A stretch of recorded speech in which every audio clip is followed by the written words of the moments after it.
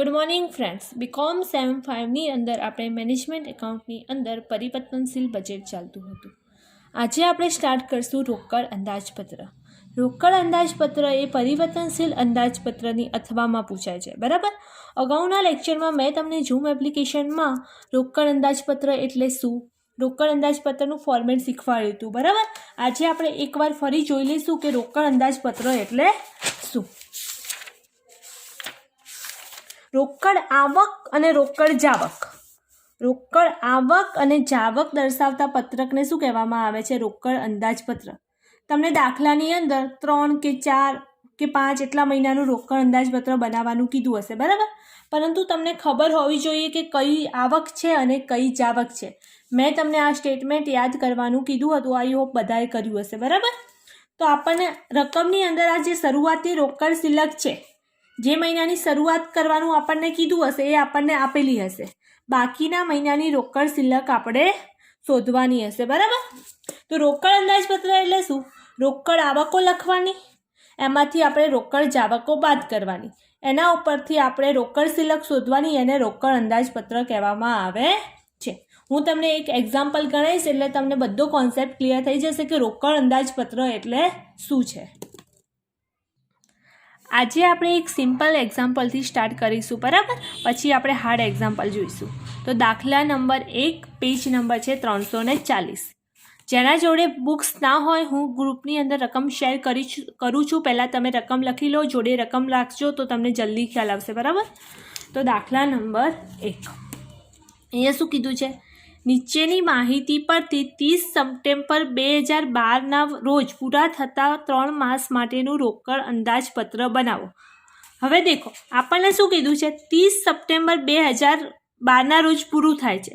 એના 3 માસ માટેનું રોકડ અંદાજપત્ર એટલે છેલ્લો મહિનો આપણો સપ્ટેમ્બર છે. તો આપણને 3 મહિનાનું કીધું, તો સપ્ટેમ્બર પહેલાંના જે 2 મહિના આવે એ આપણે લેવાના. તો સપ્ટેમ્બર પહેલાં કયા 2 મહિના આવે? જુલાઈ, ઓગસ્ટ અને સપ્ટેમ્બર. તો આપણે આ 3 મહિનાનું અંદાજપત્ર બનાવવાનું. કેમ કે આપણો મહિનો ક્યારે પૂરો થાય છે, આપણું વર્ષ ક્યારે પૂરું થાય છે? બુક્સમાં એવું કીધું છે કે સપ્ટેમ્બર 2012ના રોજ વર્ષ પૂરું થાય છે. એના અગાઉના 3 માસનું તમે રોકડ અંદાજપત્ર બનાવો. તો આપણે જ્યારે બી વર્ષ થતું હોય, પૂરું થતું હોય, એના આગળના 2 મહિના આપણે લઈ લેવાના. ચલો આપણે હવે અહીંયા દેખો, 1 જુલાઈ 2012ના રોજની બેંક શિલ્લક, શરૂની બેંક શિલ્લક આપણને આપી છે ₹25,000. આપણે જુલાઈ, ઓગસ્ટ, સપ્ટેમ્બરનું બનાવવાનું. જુલાઈની બેંક શિલ્લક આપણને આપેલી હશે, ઓગસ્ટ અને સપ્ટેમ્બરની આપણે શોધવાની છે.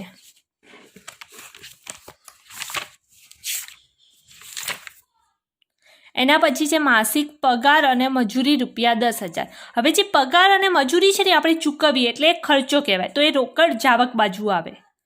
એના પછી કીધું છે કે ચૂકવવા પાત્ર વ્યાજ ઓગસ્ટ 2012 ₹5,000. એટલે ઓગસ્ટ મહિનાની અંદર તમારે ₹5,000 વ્યાજ ચૂકવવાનું છે. અહીંયા આપણને કીધેલું જ છે કે ચૂકવવાનું છે, એટલે ક્યાં આવશે? રોકડ જાવક સાઈડ આવશે. અચ્છા, એના પછી આપણને આપ્યું છે રોકડ વેચાણ. હવે આપણે વેચાણ કરીએ તો ઓબ્વિયસલી આપણને પૈસા મળે. તો રોકડ વેચાણ કરીએ એટલે પૈસા આવે, તો એ કઈ બાજુ આવશે? રોકડ આવક બાજુ, બરાબર. સ્ટેટમેન્ટની અંદર પણ આપણે જોયું હતું કે રોકડ વેચાણ એ રોકડ આવક બાજુ હતું. એના પછી છે ઉધાર વેચાણ. હવે તમે ઉધાર વેચાણ કર્યું હોય તો એના પૈસા ગમે ત્યારે તો તમને મળે, બરાબર. ભલે તમે આજ વેચાણ કર્યું છે, આજ ઉધાર વેચાણ કર્યું, તો એના પૈસા કાલે તો મળશે.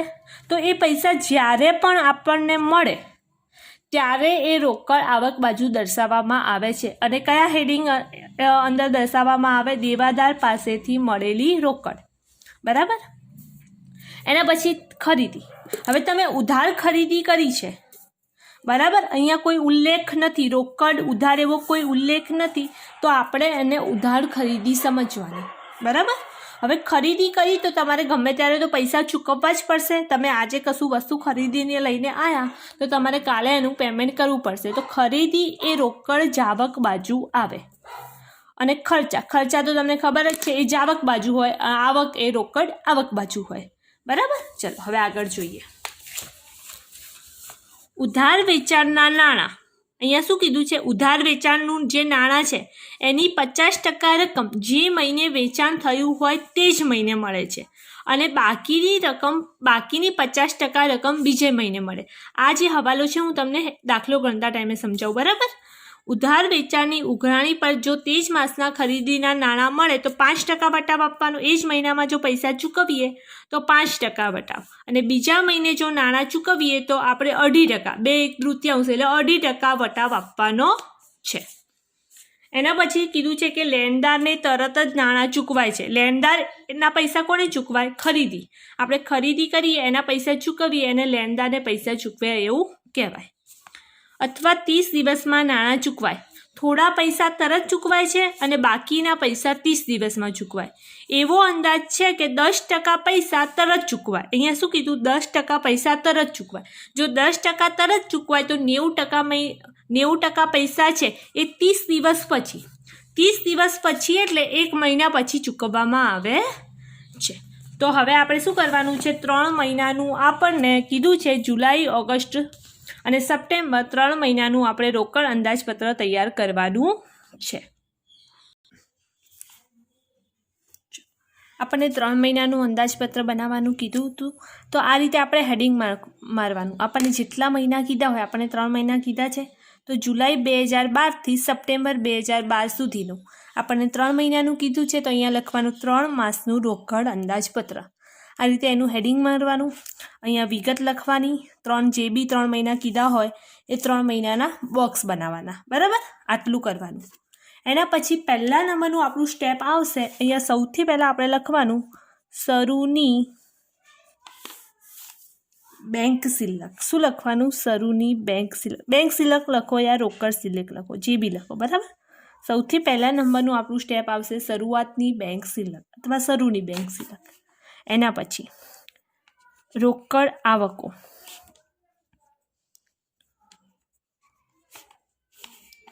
એનું શું કરવાનો? ઉમેરો કરવાનો. રોકડ આવકો ઉમેરવાની, બરાબર.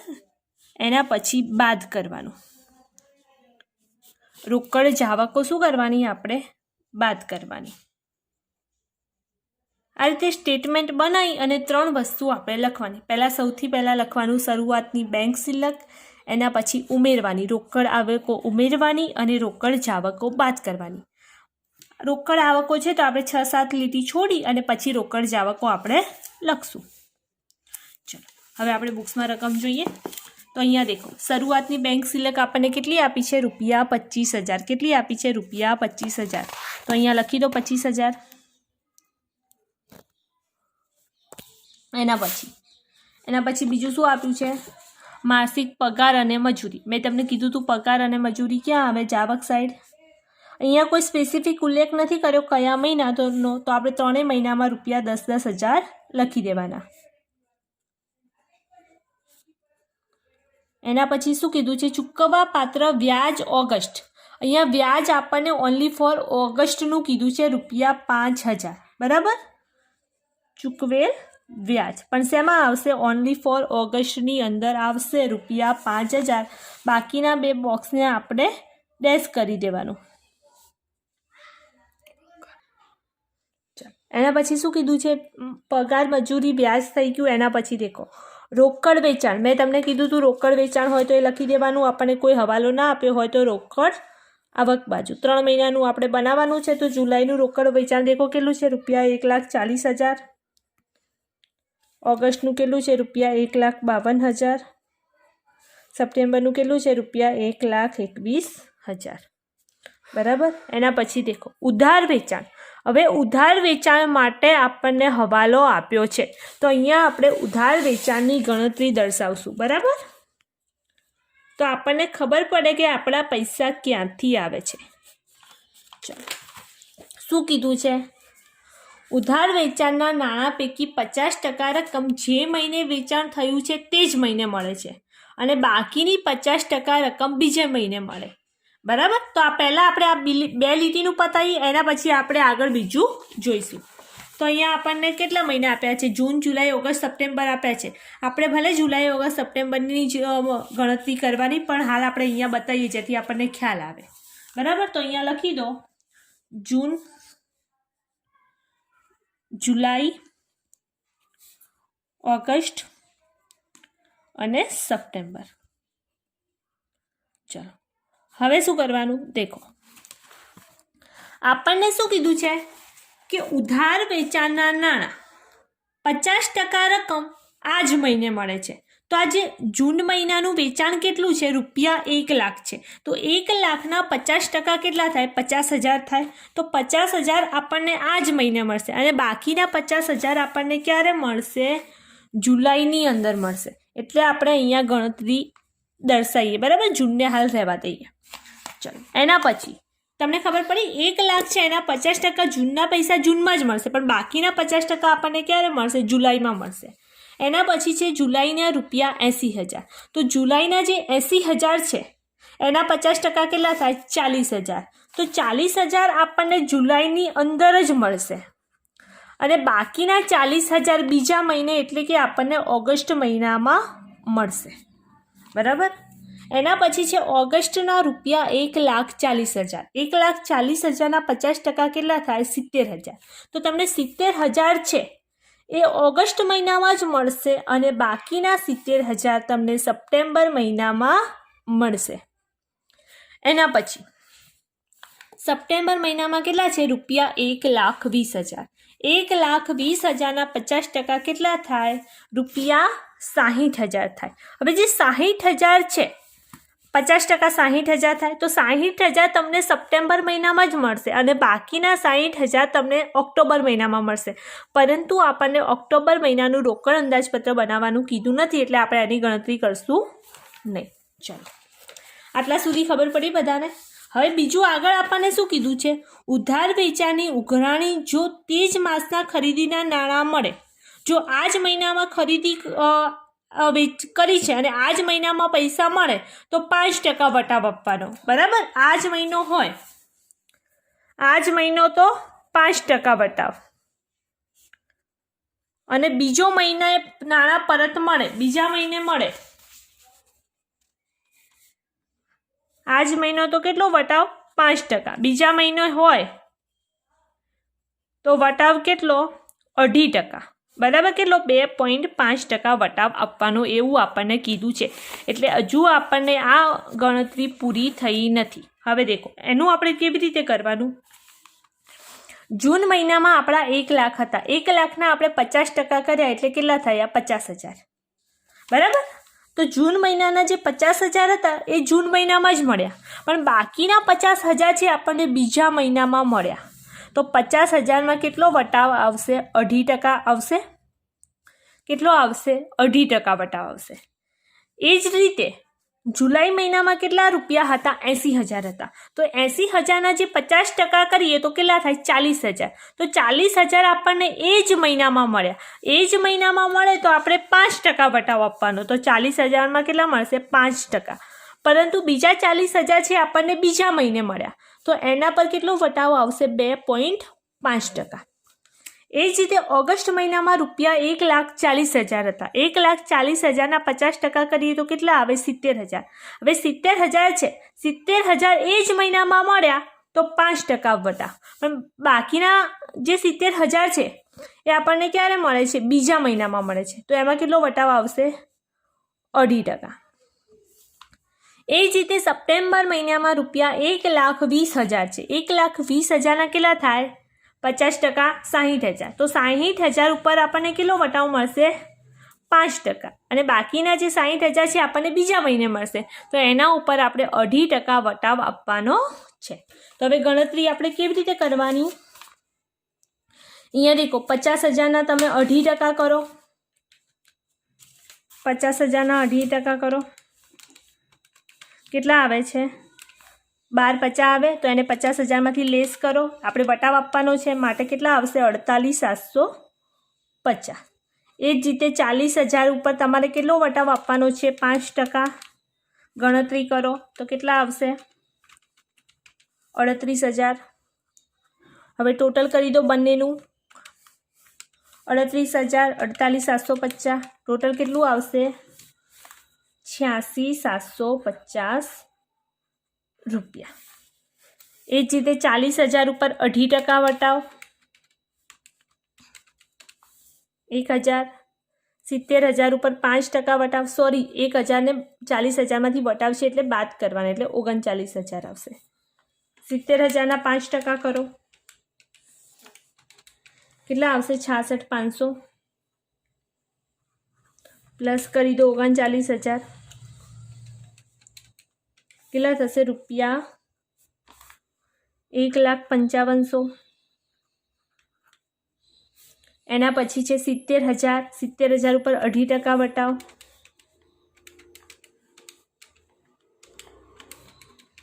કેટલા આવશે? 68,250. એ જ રીતે 60,000 ઉપર 5% વટાવ, કેટલા આવશે? 57,000 રૂપિયા. કરી દો કેટલા થાય છે? ટોટલ આપણું આવશે 12,52,50. હવે જે આ દેવાદાર પાસેથી આપણને પૈસા મળ્યા, ઉધાર વેચાણના પૈસા મળ્યા, તો એને કયા મથાળા હેઠળ દર્શાવવાનું? આપણે દેવાદાર પાસેથી વસૂલ આવેલ રકમ. શું લખવાનું? દેવાદાર પાસેથી વસૂલ આવેલ રકમ.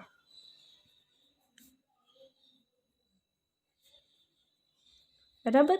જે મહિનાની રકમ છે એ મહિનામાં લખી દો. જુલાઈમાં કેટલા આવ્યા? 86,750. ઓગસ્ટમાં કેટલા આવ્યા? 1,55,000. સપ્ટેમ્બરમાં કેટલા આવ્યા? 12,1,25,250.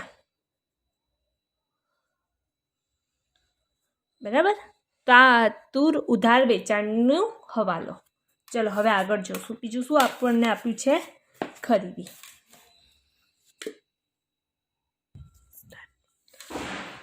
એના પછી આપણને શું આપ્યું છે? ખરીદી. હવે આપણે ઉધાર ખરીદી હોય, મેં તમને કીધું હતું ખરીદી હોય તો આપણે એને ઉધાર ખરીદી સમજવાની.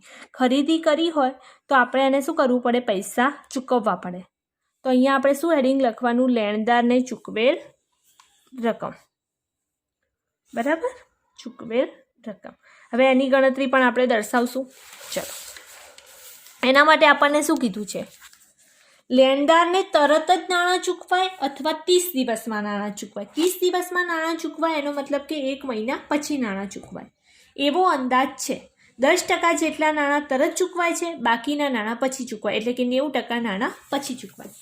તો આપણે કેવી રીતે લખશું અહીંયા ખરીદીની ગણતરી? આપણા જોડે 4 મહિના છે તો લખી દો. જૂન, જુલાઈ, ઓગસ્ટ અને સપ્ટેમ્બર. ચલો, આપણને શું કીધું છે? 10% નાણાં તરત ચૂકવાય છે અને 90% નાણાં 30 દિવસમાં. 30 દિવસમાં એટલે કે 1 મહિના પછી. તો હવે અહીંયા દેખો, આજે 1,60,000 છે. 1,60,000ના 10% કરો. પહેલાં જૂનથી આપણે સ્ટાર્ટ કરીએ. બરાબર. 1,60,000ના 10% કેટલા થશે? 1,60,000ના 10% થશે 16,000. તો 16,000ના પૈસા એ તરત ચૂકવાઈ જશે અને બાકીના કેટલા? 90,000. 90% એ શું થશે? 1 મહિના પછી ચૂકવાશે, એટલે કેટલા આવશે? 1,44,000. એ જ રીતે જુલાઈમાં કેટલા છે? રૂપિયા 1,70,000. 1,70,000ના તમે 10% કરો તો કેટલા આવશે? 17,000. તો 17,000 એ તરત ચૂકવાશે. બરાબર. અને એના 90% કરો તો 90% એ શું થશે? 1 મહિના પછી ચૂકવાશે. એના પછી કેટલા છે? ઓગસ્ટમાં રૂપિયા 2,40,000. તો 2,40,000ના તમે 10% કરો એટલે કેટલા આવશે? 24,000. તો 24,000 એ તરત ચૂકવાશે અને 2,40,000ના તમે 90% કરો એ 1 મહિના પછી, 30 દિવસ એટલે કે 1 મહિના પછી ચૂકવાશે. એ જ રીતે સપ્ટેમ્બરમાં કેટલા છે? રૂપિયા 1,80,000. તો 1,80,000ના 10% કરો કેટલા આવશે? 18,000. 18,000 તરત ચૂકવાશે અને બાકીના 90% ઓક્ટોબરમાં ચૂકવાશે. બરાબર. પરંતુ ઓક્ટોબરનું આપણે બનાવતા છીએ નહીં. તો અહીંયા સરવાળો કરી દો. 1,44,000, 1,44,000 અને 17,000.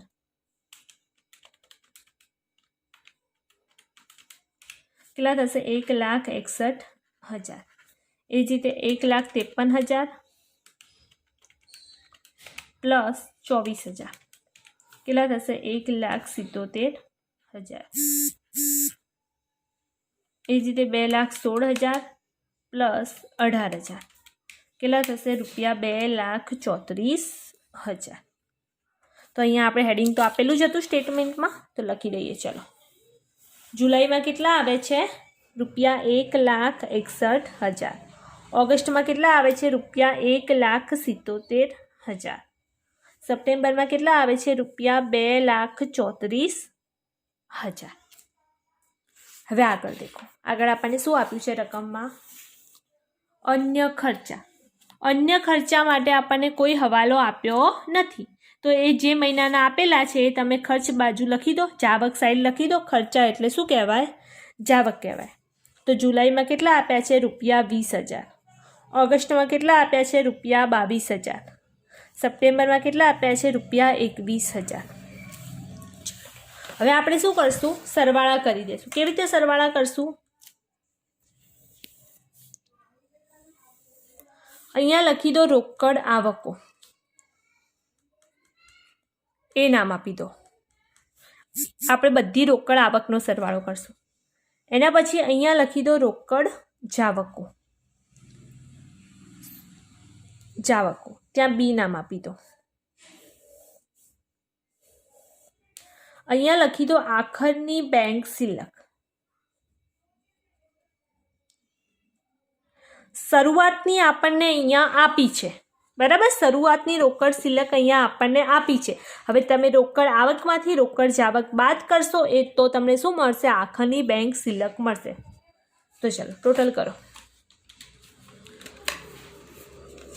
25,000, 1,40,000. પહેલાં આપણે જુલાઈ મહિનાનું કરીએ, બરાબર? 1,40,000. એના પછી છે 86,750. ટોટલ તમારું થાય છે 2,51,750. રોકડ આવકનું થયું, બરાબર? હવે જો રોકડ જાવકનું કરો, 10,000, 1,61,000 અને 20,000. ટોટલ આપણું આવે છે ₹1,91,000. હવે રોકડ આવકમાંથી રોકડ જાવક બાદ કરો, કેટલા આવશે? 2,51,750 છે, તો આવશે 60,750. તો જુલાઈ મહિનાની આખરની સિલક કેટલી આવે છે? ₹60,750. હવે દેખો, જુલાઈ મહિનાની આખરની રોકડ સિલક, બેંક સિલક એ ઓગસ્ટ મહિનાની શું કહેવાય? શરૂઆતની કહેવાય, બરાબર? જુલાઈ મહિનાની આખરની સિલક એ ઓગસ્ટ મહિનાની શરૂઆતની સિલક કહેવાય. ચલો હવે ઓગસ્ટ મહિનાનું સરવાળો કરો, કેટલા આવશે? 60,750 પ્લસ 1,52,000 પ્લસ 1,05,500. ટોટલ આવશે ₹3,18,250. રોકડ આવકનું થયું. હવે રોકડ જાવકનું કરો. ચલો, 10,000, 5,000, 1,77,000, 22,000. રોકડ જાવકનું ટોટલ તમારું આવશે ₹2,14,000. તો હવે એને રોકડ આવકમાંથી બાદ કરો, કેટલા આવશે? 3,18,250. કેટલા આવે છે? ₹1,04,250 તમારી ઓગસ્ટની આખર સિલક આવે છે. હવે ઓગસ્ટની આખર સિલક એ સપ્ટેમ્બર મહિનાની શું કહેવાય? શરૂઆતની સિલક કહેવાય. તો અહીંયા લખી દો શરૂની સિલક. હવે સપ્ટેમ્બર મહિનો આપણે બાકી રહ્યો, એનું ટોટલ કરો, કેટલા આવશે? 1,04,250 પ્લસ 1,21,000 પ્લસ 1,25,250. ટોટલ આપણું આવશે 3,50,500 રોકડ આવકનું ટોટલ આવે છે. હવે રોકડ જાવકનું કરો. 10,000, 2,34,000 પ્લસ 21,000. ટોટલ આપણું થશે ₹2,65,000. રોકડ જાવકનું થયું, બરાબર? હવે એને રોકડ આવકમાંથી બાદ કરો, કેટલા આવશે? 85,500 રૂપિયા આવશે. સપ્ટેમ્બર મહિનાની આખર સિલક કેટલી આવે છે? ₹85,500. હવે જે સપ્ટેમ્બર મહિનાની આ જે આખરની સિલક છે એ ઓક્ટોબર મહિનાની શરૂઆતની સિલક કહેવાય, પરંતુ આપણને અહીંયા 3 મહિનાનું રોકડ અંદાજપત્ર બનાવવાનું કીધું છે. તો આ રીતે આપણે રોકડ અંદાજપત્ર તૈયાર કરવાનું છે. કોઈને કોઈ પણ ડાઉટ હોય તો તરત જ મને પૂછી શકો છો. આનો આ દાખલો તમારે 2 વાર સોલ્વ કરવાનો છે.